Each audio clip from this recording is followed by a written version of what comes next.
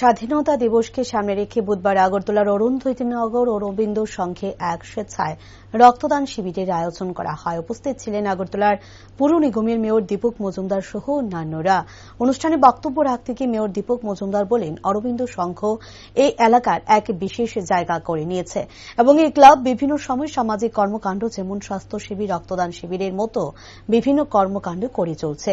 এখনকার ক্লাবগুলি হচ্ছে মানুষের ভরসার স্থল।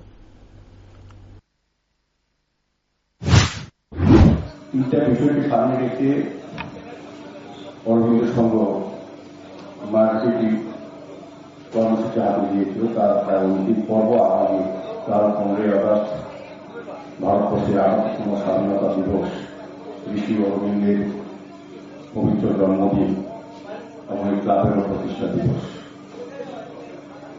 আমি প্রথমে সবাইকে ধন্যবাদ জানাই, বিশেষ করে অরবিন্দ সংঘকে।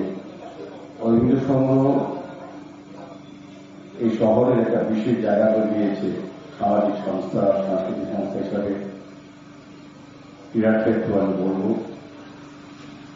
আমি বিভিন্ন সময়ে অরবিন্দ সংঘের বিভিন্ন অনুষ্ঠানে আমাদের যারা আমন্ত্রণ জানায়, আমিও কৃতজ্ঞতা প্রকাশ করি। খুব ভালো ভালো অনুষ্ঠানে আমি উপস্থিত থাকতে পারি, অংশগ্রহণ করতে পারি।